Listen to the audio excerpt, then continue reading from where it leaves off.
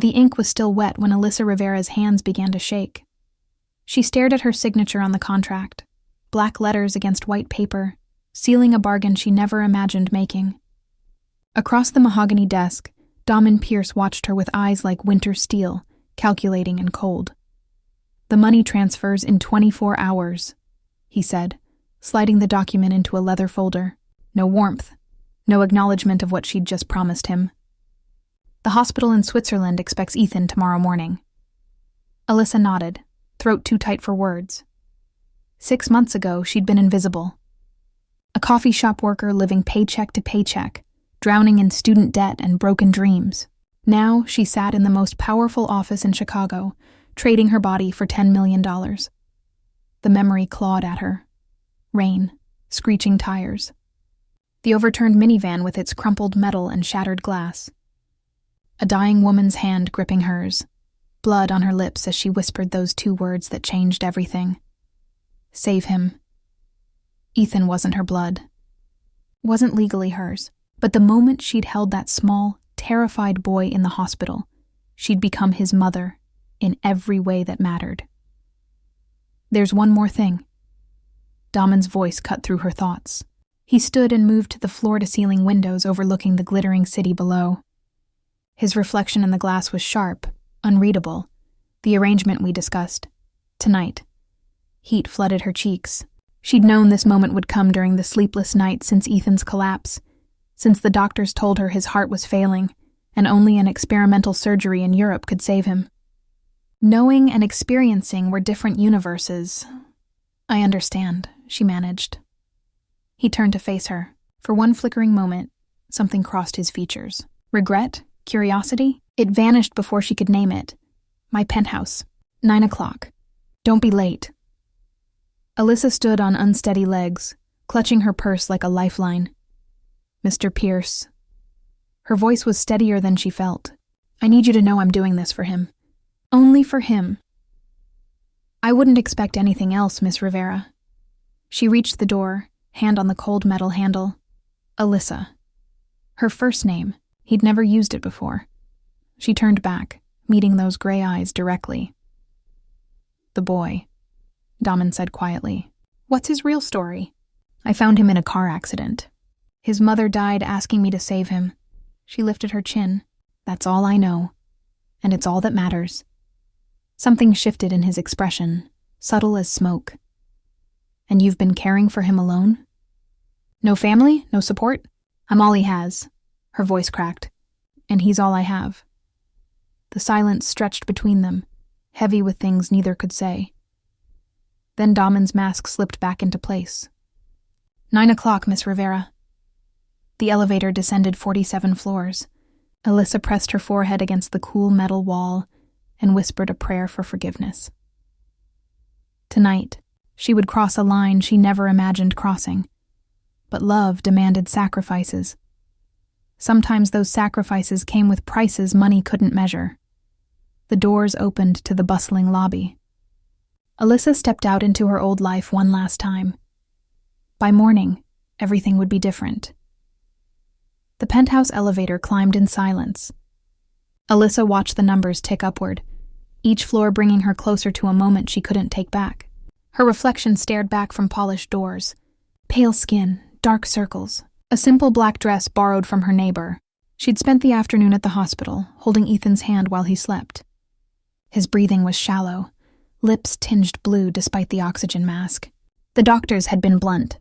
Without the surgery, he had weeks, maybe days. "I'm going to fix this baby," she'd whispered against his forehead. "I promise." The elevator chimed. The doors slid open.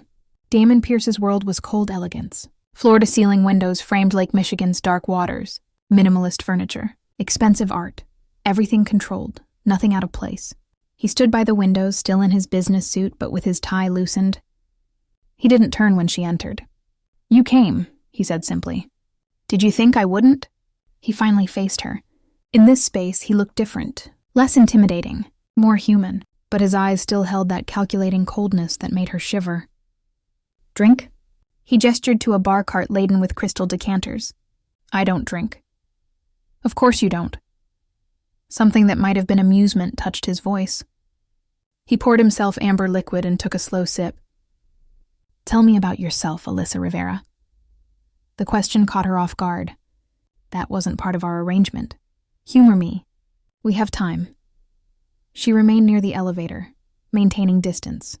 "There's nothing interesting to tell. Foster care, college on scholarships, moved here for work. That's it. And yet you risked everything for a child who isn't yours." "He is mine." The words came out fierce. "Not by blood, but in every way that counts." Damen set down his glass and moved closer, his steps deliberate. "You fascinate me, Miss Rivera. Most people would have handed the boy to the state and walked away. Most people aren't me."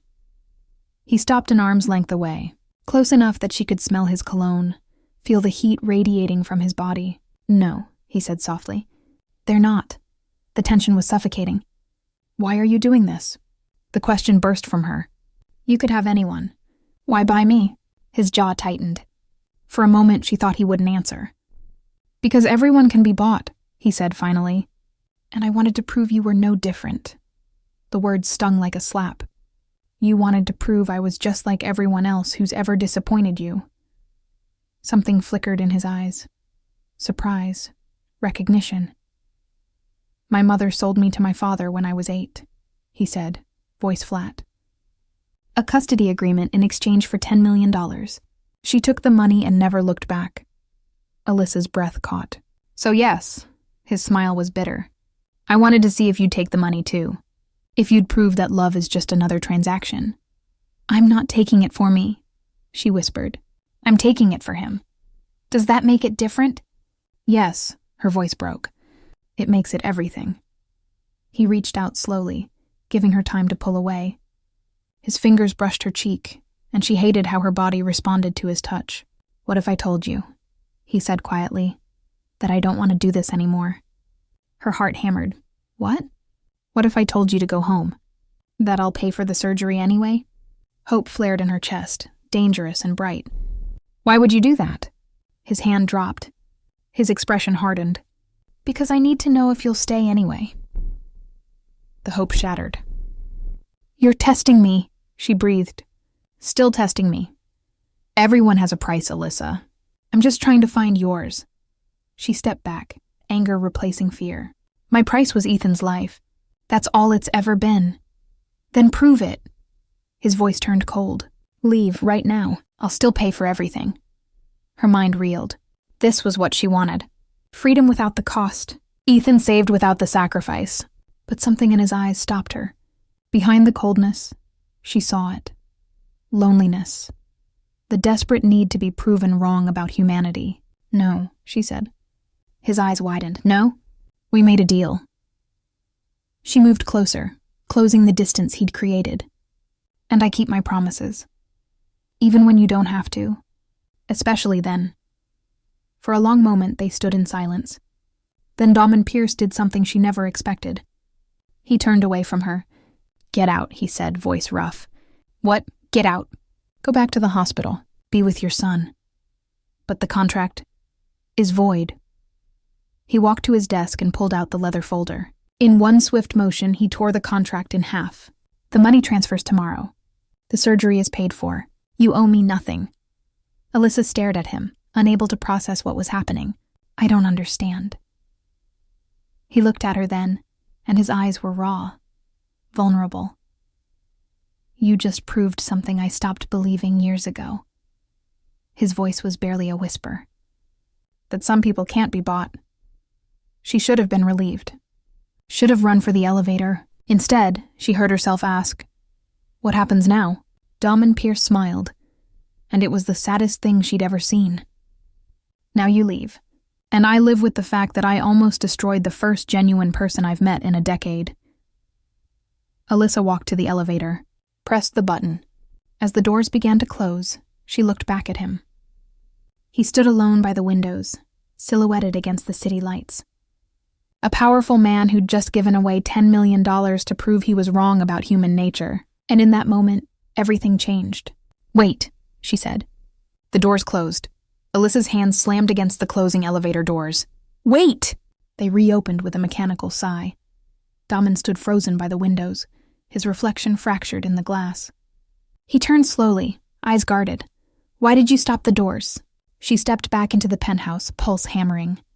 I don't know. You should go. Be with Ethan. He's sedated for the night. She moved closer. And I need to understand something. There's nothing to understand. I made a mistake. You're free to go. You didn't make a mistake. Her voice was steady now. You tested me, and I passed. But now you're pushing me away because you're terrified of what that means. His jaw clenched. You don't know anything about me. I know you've been hurt. She stopped a few feet away. I know someone taught you that love is transactional. And I know you're so afraid of being disappointed again that you sabotage anything real before it can hurt you. Amateur psychology, Miss Rivera? Lived experience, Mr. Pierce. Her eyes held his.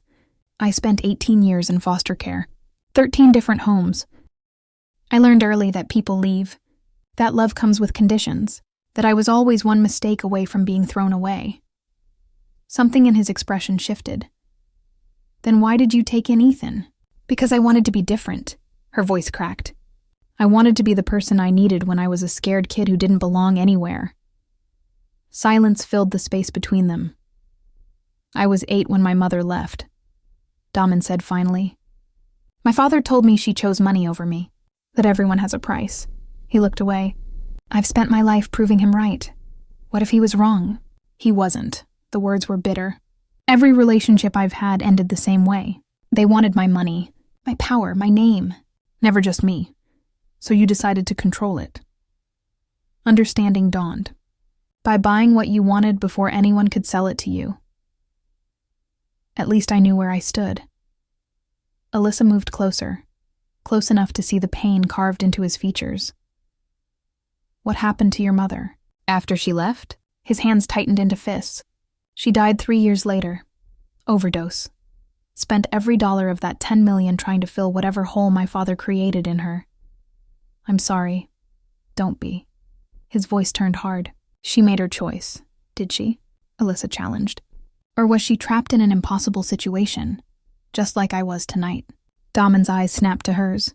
That's different, is it? You offered me money to save a dying child. What did your father offer your mother? Freedom from an abusive marriage. The words hung in the air. Then maybe, Alyssa said softly, she wasn't choosing money over you. Maybe she was choosing survival, and maybe that choice destroyed her.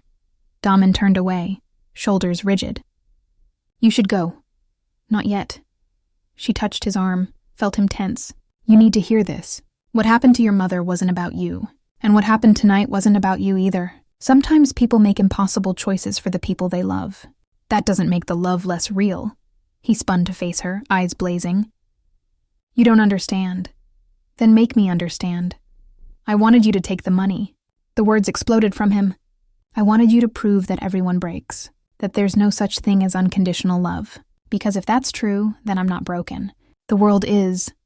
The raw honesty stole her breath. But I didn't break, she whispered. No. His voice was rough. You didn't. They stood inches apart, breathing hard. What happens now? Alyssa asked. I don't know. He ran a hand through his hair. I don't know how to do this. Do what? Care about someone without conditions. Her heart cracked open. You start by being honest. I haven't been honest in 20 years. Try now. Damen looked at her, really looked at her, and for the first time his mask completely fell away. I'm terrified, he admitted. Because for the first time in my life I want something I can't buy, can't control, can't predict. What do you want? To know if what I'm feeling is real. He reached up, hesitated, then gently touched her face. Or if I'm just projecting my damage onto the first person who didn't treat me like a transaction. Alyssa leaned into his hand, warmth flooding through her. There's only one way to find out. How? Time, honesty, letting yourself be vulnerable.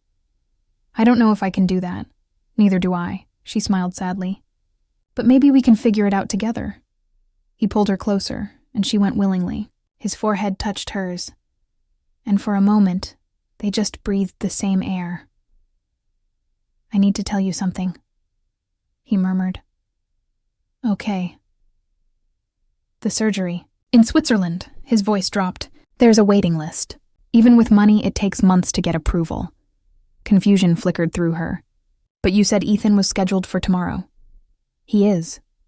Damen pulled back, meeting her eyes. Because 3 weeks ago I bought the hospital. Alyssa's world tilted. What? The night you came to my office begging for help. His expression was unreadable. You were the 7th person that month asking for money. I turned them all away. But something about you made me investigate. Investigate? Your story. Ethan's condition. The accident. He stepped back, creating distance. I found out the surgery would take 6 months to schedule. So I bought the hospital and moved him to the front of the line. When? 3 weeks ago. The room spun. Before I agreed to anything? Yes. Before the contract? Yes. Alyssa's hands trembled. You already planned to save him. The contract, tonight, the test. It was all a lie. His voice was flat.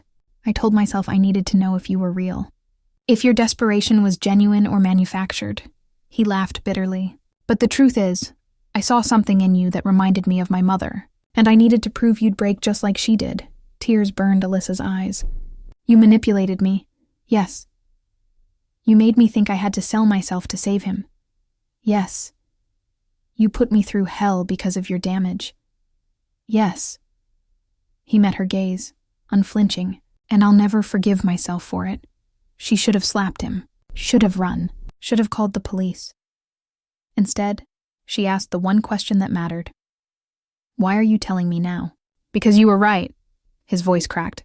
About honesty, about vulnerability, and if there's any chance of something real between us, it can't be built on lies. Alyssa stared at this broken, powerful man who just confessed to emotional manipulation while simultaneously proving he was capable of change.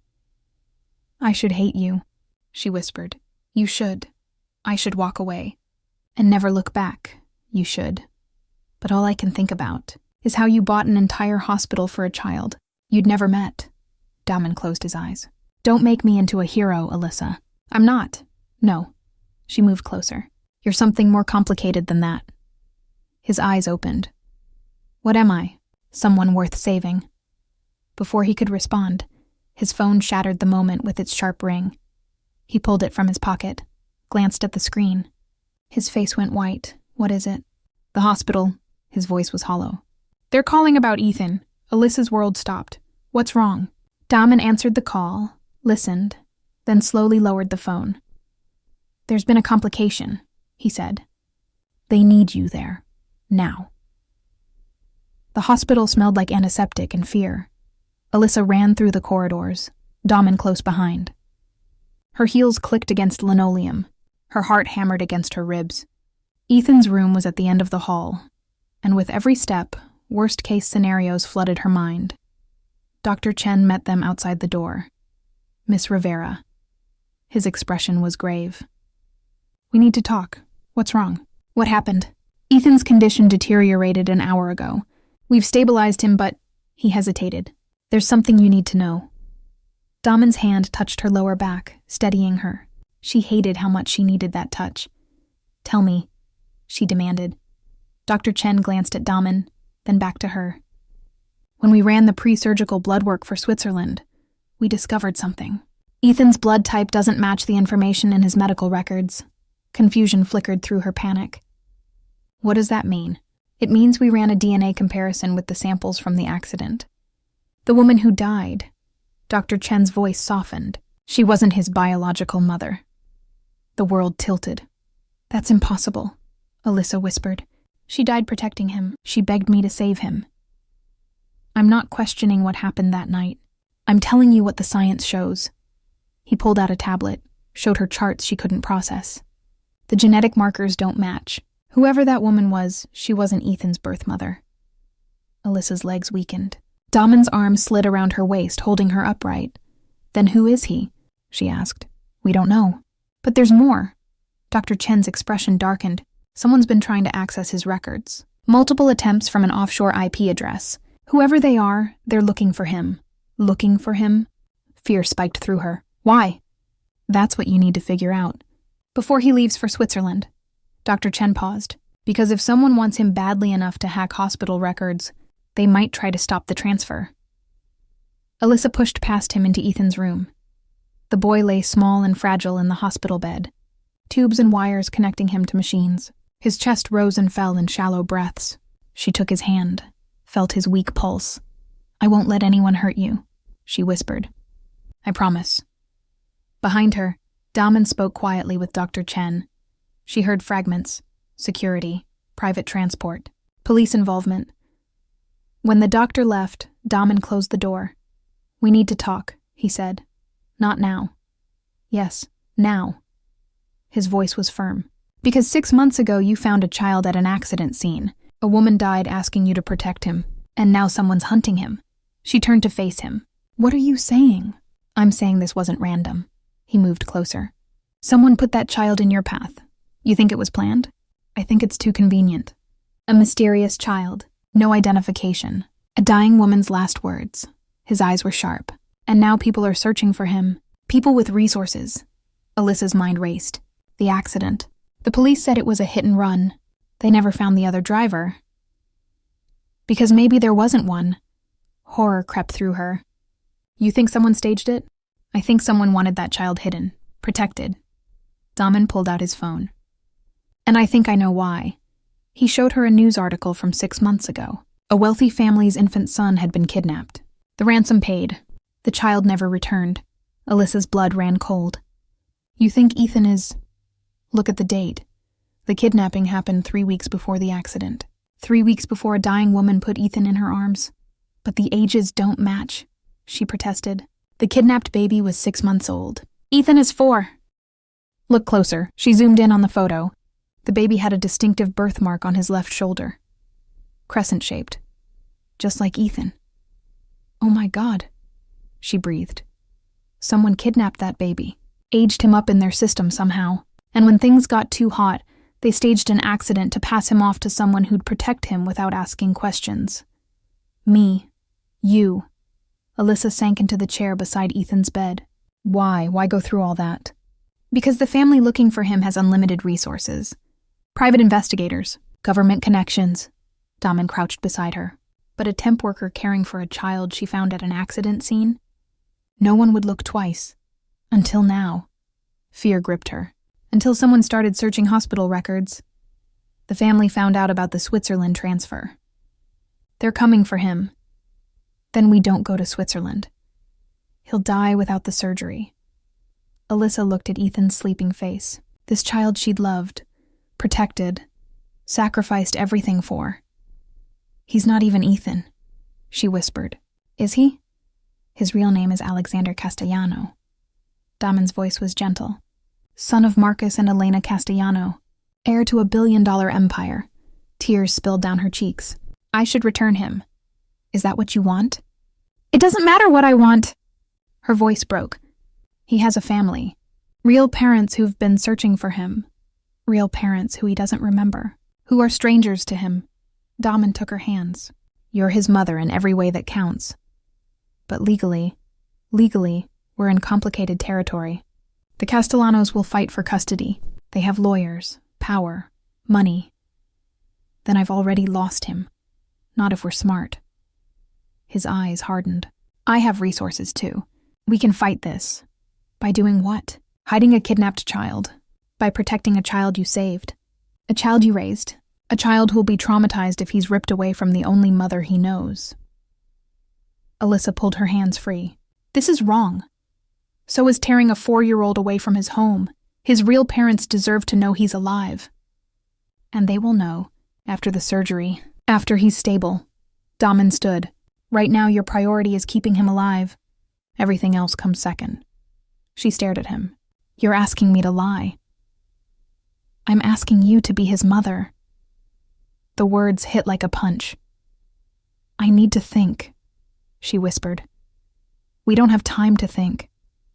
The Castellanos' lawyers will be here by morning with custody orders. If you want to keep Ethan, we need to leave tonight." "Leave? Where?" "Switzerland. The surgery. Then we disappear until we figure this out. That's kidnapping. That's survival." Alyssa looked at Ethan. The child she'd held through. Nightmares. Fed. Bathed. Loved with every broken piece of her. "Heart, I can't," she said. "I can't live with that." Damen's jaw tightened. Then you'll lose him. Maybe that's how it should be. You don't believe that. I don't know what I believe anymore. She stood, trembling. Everything is a lie. The accident, his identity, even you manipulated me from the start. I'm trying to help you. By asking me to become a criminal? By asking you to fight for what's yours. He's not mine! The words tore from her throat. He never was. He belongs to someone else, and I've been living a fantasy.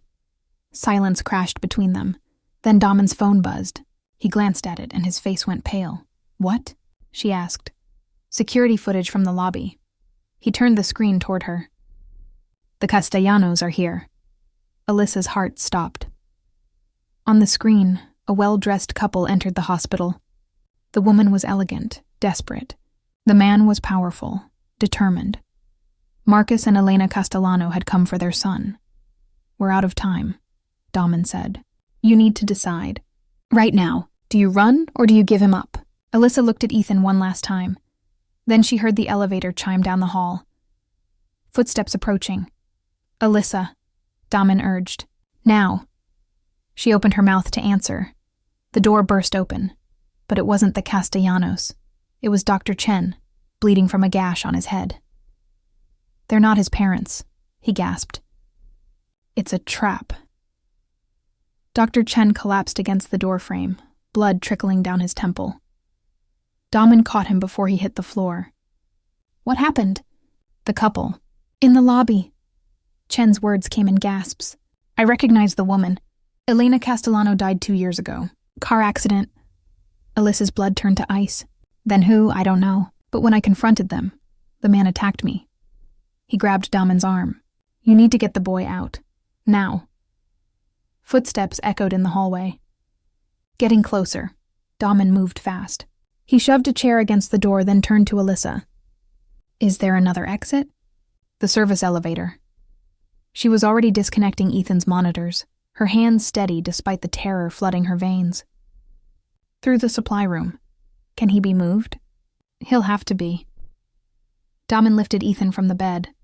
The boy stirred, eyes fluttering open. Mama? His voice was small, confused. I'm here, baby. Alyssa stroked his hair. We're going somewhere safe. Someone pounded on the door. The chair scraped against the floor. Miss Rivera. A woman's voice, cold and precise. We just want to talk. Alyssa grabbed the portable oxygen tank and led them through the supply room. Her mind raced. If Elena Castellano was dead, then who were these people? And why were they pretending to be Ethan's parents? The service elevator was at the end of a narrow hallway. Alyssa jammed the button repeatedly, heart hammering. Come on, come on. Behind them, the door crashed open. The elevator dinged. The doors slid open. They rushed inside. Damen hit the button for the parking garage. The doors began to close. A hand shot through the gap. The woman from the lobby stepped into view. She was beautiful, elegant, and holding a gun. Going somewhere? She asked. Damen shifted Ethan behind him, shielding the boy with his body. Who are you? Someone who's been looking for that child for a very long time. Her eyes locked on Ethan. Hello, Alexander. You've grown. My name is Ethan, the boy whispered. No, sweetheart. Your name is Alexander Castellano, and your real father sent me to bring you home. Alyssa's mind spun. His father? But the kidnapping report said what the Castellanos wanted it to say. The woman's smile was knife-sharp. Marcus Castellano took that baby from his real father. A custody dispute that went nuclear. When the father wouldn't back down, Marcus faked a kidnapping to cover his tracks. You're lying, Damen said. Am I? She pulled out her phone, showed them a photo. A man holding a baby with a crescent birthmark. The man's eyes were kind, desperate. That's Ethan's biological father. Marcus Castellano stole his son and erased him from existence. Alyssa's world fractured. Then why stage the accident? Why give him to me? Because things got complicated. Marcus realized the father had proof. DNA evidence. Court documents. The woman's expression softened slightly. Someone inside his organization had a conscience. They staged the accident to get the boy away from Marcus, to keep him safe until the truth could come out. The woman who died, Alyssa breathed. She worked for them. She gave her life to protect him. The woman lowered the gun slightly. And now I'm here to finish what she started. By pointing a gun at us? Damen's voice was hard. By making sure Marcus Castellano doesn't get his hands on that child again. She looked at Alyssa. I'm not your enemy, Miss Rivera. I'm a private investigator hired by the real father. I've been tracking this case for 3 years. Prove it, Alyssa demanded. The woman pulled out a business card. Legal documents. Photos of the man with the baby at different ages in different settings. Birthday parties. Doctor visits. A nursery painted blue. His name is Daniel Cross, she said quietly. He's been searching for his son since the day Marcus took him. He hired me 6 months ago when he finally got a lead on the accident. Alyssa looked at the photos, at the man's face, etched with years of grief and desperation. Why didn't he go to the police? Because Marcus Castellano owns the police, owns the judges, owns everyone who matters. The woman's voice turned bitter. Daniel tried the legal route. It destroyed him, so he came to me. The elevator jolted, descending. What do you want? Damen asked. To arrange a meeting. Daniel and Miss Rivera. Let them talk. Let her see who the child's real father is. She looked at Ethan, and her expression softened. And then let her decide what's best for the boy. Alyssa's heart cracked. Another impossible choice. Another betrayal. How do I know I can trust you? You don't. The woman holstered her gun. But you trusted a dying woman's last words 6 months ago. Trust this one. Daniel Cross deserves to meet his son. The elevator opened into the parking garage. Alyssa looked at Damen. He gave a slight nod. Then she looked at Ethan, who clung to Damen's neck with small, frightened hands. Mama, I'm scared, he whispered. She took his hand. I know, baby. Me too. The woman stepped aside, giving them space. My car is the black sedan. 3rd row. I'll take you somewhere safe. Somewhere Marcus can't find you. And then you meet Daniel. And you make the choice no one else has been brave enough to make. Alyssa closed her eyes, thought of the dying woman, of 6 months loving this child, of everything she'd sacrificed and everything she still stood to lose. Okay, she said. We'll meet him. 3 days later, Alyssa sat in a small cafe in a quiet neighborhood, watching a man walk through the door. Daniel Cross looked like his photos, but older. Worn down by grief and hope and too many sleepless nights. His eyes found Ethan immediately, and the expression on his face made Alyssa's heart break. Alexander, he breathed. Ethan pressed closer to Alyssa's side. My name is Ethan. Daniel sat down slowly, carefully, like he was afraid any sudden movement would shatter this moment. You're right. I'm sorry. His voice was thick with emotion. Ethan? That's a good name? They sat in silence for a moment. Miss Rivera, Daniel said finally. I don't know how to thank you. For keeping him safe. For loving him when I couldn't. Tears burned her eyes. He's a good kid. I can see that. He looked at his son with such longing it hurt to witness. I've missed so much. Mr. Cross. Alyssa's voice was steady. I need you to understand something. I love this child. I've been his mother for 6 months. The only mother he remembers. I know. And I'm not giving him up without a fight. Daniel's eyes met hers. I wouldn't expect you to. Then what do we do? He pulled out a document. This is a custody agreement. Joint custody. You and me, no courts. No lawyers. Just 2 people who love the same kid trying to do right by him. Alyssa stared at the papers. You'd do that? Share custody with a stranger? You're not a stranger. His voice cracked. You're the woman who saved my son's life. Who loved him when no one else could. Who sacrificed everything for him. He pushed the document toward her. I don't want to take him from you. I just want to be his father. Beside her, Damen squeezed her hand. Alyssa looked at Ethan. What do you think, baby? The boy looked at Daniel with curious, cautious eyes. Are you really my dad? Yes. Daniel's smile was trembling. I am. And Mama can still be my mama? Always. Ethan considered this. Then he slid off Alyssa's lap and walked to Daniel. Okay, he said simply, but I still like the name Ethan better. Daniel laughed through his tears and pulled his son into his arms. Ethan it is. Alyssa watched them, her heart simultaneously breaking and healing. This wasn't the ending she'd imagined. but maybe it was the one they all needed. Damen's arm slid around her shoulders. You did the right thing. Did I? You gave him a family. All of us. He pressed a kiss to her temple.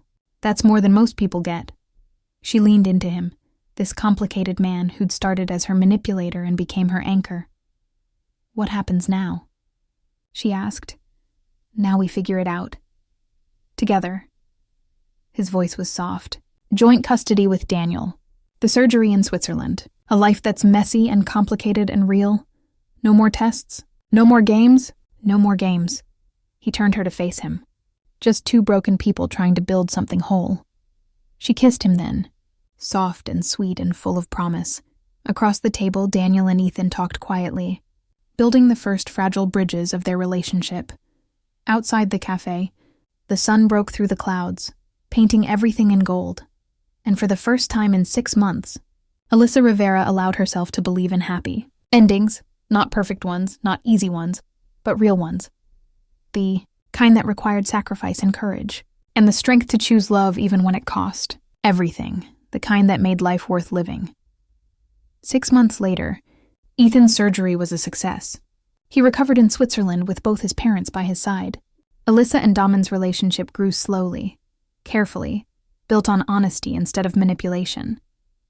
Daniel became not just Ethan's father, but Alyssa's friend. They navigated joint custody with grace, putting Ethan's needs above their own complicated feelings. Marcus Castellano was arrested for falsifying kidnapping reports and custody fraud. The investigation revealed years of corruption, manipulation, and abuse of power.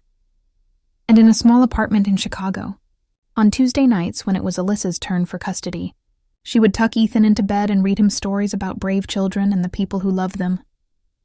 "Mama," Ethan asked one night, "what happened to the lady? The one who saved me in the accident?" Alyssa stroked his hair. "She became an angel, baby. She's watching over you." "Do you think she's happy? That I have a family now?" "I think she's very happy." Alyssa kissed his forehead. "She saved you so you could be loved. And you are so much." Ethan smiled and closed his eyes. And as Alyssa turned off the light, she whispered a thank you to the woman who'd changed everything, the one who'd given her last breath to ensure a child would find his way home. Not to the place he started, but to the place he belonged. The end.